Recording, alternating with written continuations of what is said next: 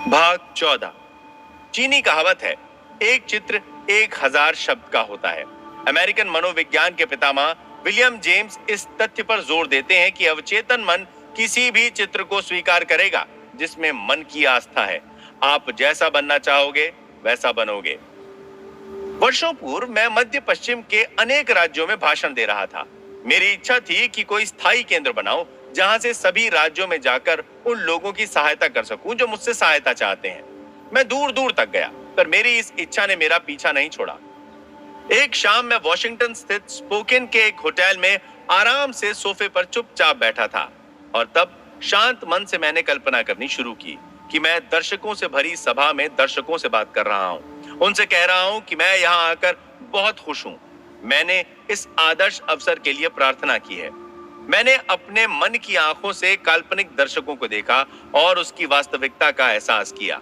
मानसिक चलचित्र को अभिनीत किया और मन में संतोष का एहसास किया कि यह चित्र मेरे अवचेतन मन में प्रेषित किया जा रहा है, जिसे वो अपनी प्रतिक्रिया के माध्यम से मूर्त रूप दे पाएगा। अगले दिन सुबह उठने पर मुझे बहुत शांति एवं संतोष का एहसास हुआ, और कुछ ही दिनों में मुझे मिडवेस्ट में एक संस्थान को संभालने का टेलीग्राम मिल गया। मैंने उसे स्वीकार किया और अनेक वर्षों तक मेरा प्रवास आनंद में बीता। मैंने जिस प्रक्रिया का वर्णन किया, बहुत लोगों ने उसकी प्रशंसा की। उन्होंने इसे मानसिक चलचित्र प्रक्रिया बताया है। मुझे उन दर्शकों के अनेक पत्र मिले जो रेडियो पर मेरी वार्ता सुनते हैं और मेरे साप्ताहिक सार्वजनिक व्याख्यानों में शामिल होते हैं। अपने पत्रों में उन्होंने बताया कि इस तकनीक को उन्होंने प्रॉपर्टी बेचने में इस्तेमाल किया और उन्हें आश्चर्यजनक परिणाम मिले। मैं उन लोगों को जो अपना घर या संपत्ति बेचना चाहते हैं कुछ सुझाव देता हूं कि वे अपने मन में यह विश्वास जमा लें कि जो मूल्य उन्होंने रखा है वो सही है। तब मैं दावे के साथ कह सकता हूं कि असीमित ज्ञान उन खरीदारों जो वाकई उस संपत्ति को लेना चाहते हैं के प्रति आकर्षित करेगा। उसे खरीदने पर उनकी खुशहाली बढ़ेगी। ये सब करने के बाद मेरा सुझाव है कि वे अपने मन को शांत करें, आराम दें और धीरे धीरे तंद्रा में चले जाएं, निद्रा की स्थिति में पहुंच जाएं। उससे उनकी मानसिक क्रिया स्थिर हो जाएगी। इसके बाद उन्हें यह चित्र देखना है कि उनके हाथ में चेक है। खुशी का इजहार करें, चेक के लिए धन्यवाद दें और फिर इस एहसास के साथ सो जाएं कि मन में जो चलचित्र बना था वो एक स्वाभाविक क्रिया थी। ऐसा व्यवहार करें जैसे कि वो एक वास्तविकता थी और अवचेतन मन उसे अंकित कर लेगा तथा मन की भीतरी शक्तियों के माध्यम से खरीदार एवं बेचने वाला दोनों मिल जाएंगे। मन का चित्र आस्था के बल पर परिणाम प्रस्तुत करेगा। चार्ल्स बॉडोइन राउसियो इंस्टीट्यूट में प्रोफेसर थे। वे एक सफल मनोचिकित्सक के साथ साथ new Nancy school of healing के रिसर्च डायरेक्टर भी थे। उन्होंने सन 1910 में अवचेतन मन को प्रभावित करने के लिए एक नायाब तकनीक की जानकारी दी। उस तकनीक के अनुसार अवचेतन मन में प्रवेश करने की सर्वोत्तम तकनीक है कि तंद्रा में अर्थात सुषुप्त अवस्था में चले जाओ, जिसमें शरीर की क्रियाएं कम से कम हो जाएं। उसके बाद शांत, स्थिर और मृदुल आवाज में अपने विचार को अवचेतन मन में पहुंचा दो। उनका फॉर्मूला इस प्रकार है। अवचेतन मन में विचार को प्रेषित करने का आसान तरीका यह है कि जिस विचार को अवचेतन मन में प्रेषित करना हो उसके सारांश को छोटे वाक्यों में बना लें, जिसे आप आसानी से कह सकते हैं, और आपका अवचेतन मन उसे तुरंत स्वीकार कर लेगा। उन वाक्यों को शांत स्वर में बार बार इस प्रकार दोहराएं जैसे बच्चे को सुलाने के लिए लोरी गाई जाती है। कुछ वर्ष पूर्व लॉस एंजलिस की एक युवा महिला लंबे समय से पारिवारिक वसीयत के संबंधित एक मुकदमे में फंसी हुई थी। उसके पति ने सारी जायदाद वसीयत में उसके नाम कर दी थी, जिसको लेकर पति की पूर्व पत्नी के बेटे और बेटियों ने संपत्ति पर अपने अधिकार के लिए मुकदमा कर दिया था।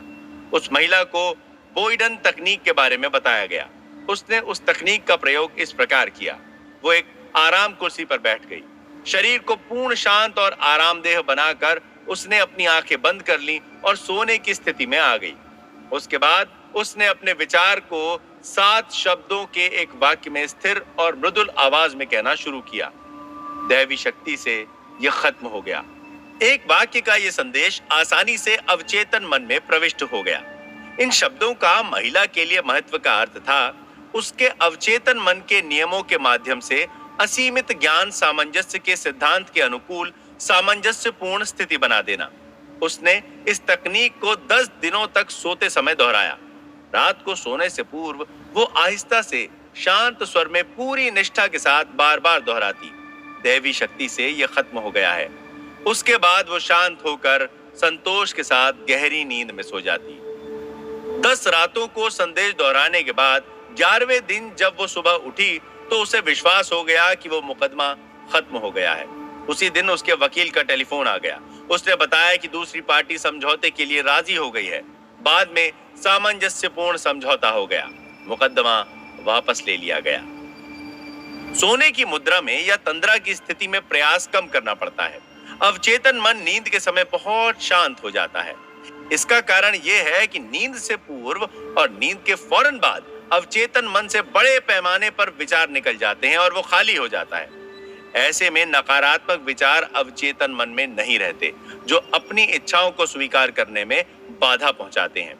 मान लीजिए कि आप अपनी किसी बुरी आदत से छुटकारा पाना चाहते हैं। इसके लिए आप एक आरामदेह अवस्था में बैठ जाएं या लेट जाएं। शरीर को शांत और शिथिल कर लें। सोने का प्रयास करें और उस अवस्था में आहिस्ता से इन शब्दों को बार बार इस प्रकार कहें, जैसे कि आप लोरी सुना रहे हो। मुझे इस आदत से छुटकारा मिल गया है। मेरे मन में अब सामंजस्य और शांति का वातावरण है। यही संदेश बड़ी आत्मीयता से शांत स्वर में सुबह और रात में 5 या 10 बार दोहराएं। जितनी बार दोहराएंगे उतना ही उसका प्रभाव बढ़ता जाएगा। जब भी आपको अपनी बुरी आदत की चाहत हो, इस फॉर्मूले को ऊंची आवाज में दोहराएं। इस तकनीक से आप अवचेतन मन को संदेश स्वीकार करने के लिए प्रेरित करेंगे और आपकी बुरी आदत गायब हो जाएगी तथा धीरे धीरे छूट जाएगी। बाइबल में पौल अनुशंसा करते हैं कि हम अपनी मांग को प्रशंसा और धन्यवाद के माध्यम से जाहिर करते हैं। प्रार्थना की इस अत्यंत सरल तकनीक के असाधारण परिणाम मिले हैं। सृष्टि के कर्म और प्रतिकर्म सिद्धांत के अनुसार धन्यवाद देने वाला हृदय विश्व की रचनात्मक शक्तियों के निकट होता है, जो पारस्परिक संबंधों के नियमानुसार अनगिनत शुभेच्छाओं को आपके हृदय तक पहुंचाती है। उदाहरण के लिए, एक पिता अपने बेटे से ग्रेजुएट होने पर उसे कार देने का वादा करता है। बेटे को कार नहीं मिली है, लेकिन वो मन ही मन में धन्यवाद देता है और खुश होता है, जैसे वास्तव में उसे कार मिल गई हो। उसे मालूम है कि उसके पिता अपना वायदा पूरा करेंगे और वो खुशी में आभार प्रकट करता है, जबकि वास्तविक रूप में उसे अभी तक कार नहीं मिली। जो भी हो, उसने मन में कार को पा लिया है। वो खुश है और मन में आभार प्रकट कर रहा है। मैं एक दूसरे उदाहरण में यह दिखाऊंगा कि मिस्टर ब्रोक ने इस तकनीक को अपनाकर कैसे अभूतपूर्व परिणाम प्राप्त किए। वे अपनी चिंता में कहते हैं, देनदारियां बढ़ती जा रही हैं और मैं बेरोजगार हो गया हूं। मेरे 3 बच्चे हैं और हाथ में 1 पैसा नहीं। मैं करूं तो क्या करूं? नियमित रूप से 3 सप्ताह तक उन्होंने रोजाना रात को सोते समय और सुबह उठने पर इन शब्दों को पूरे आराम में शांत होकर और मन में आभार की भावना के साथ दोहराया। हे ईश्वर, मेरी दौलत के लिए धन्यवाद। उन्होंने कल्पना की कि वे अपने भीतर स्थित असीमित शक्ति और ज्ञान को संबोधित कर रहे हैं, जबकि रचनात्मक ज्ञान या असीमित मन को वह नहीं देख पा रहे हैं। वे आध्यात्मिक शक्ति से जनित मन की आंखों से देख रहे थे कि धन दौलत की छवि पहली वजह है जो धन, प्रतिष्ठा और आहार के लिए जरूरी है। उनके विचारों की भावना का तत्व संपदा था, जो किसी पूर्व दशा से किसी प्रकार जुड़ा नहीं था। धन्यवाद ईश्वर को बार बार दोहराने से उनका मन और हृदय ऊपर उठकर स्वीकार बिंदु तक पहुंच गया, और जब कभी भय, अभावों के विचार, गरीबी तथा परेशानियां उनके मन में दस्तक देती, वे यही कहते, धन्यवाद ईश्वर।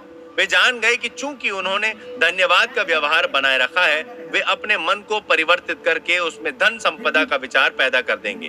और हुआ भी वही।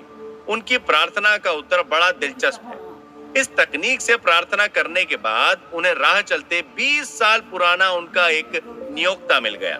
उसने उन्हें अपने प्रतिष्ठान में बहुत बढ़िया नौकरी का ऑफर दिया और साथ में $500 का एडवांस भी दे दिया। आज मिस्टर ब्रोक उस कंपनी के वाइस प्रेसिडेंट हैं। उन्होंने हाल ही में मुझसे कहा, धन्यवाद, मैं ईश्वर के चमत्कार को कभी नहीं भूलूंगा। उसने मुझे नया जीवन दिया।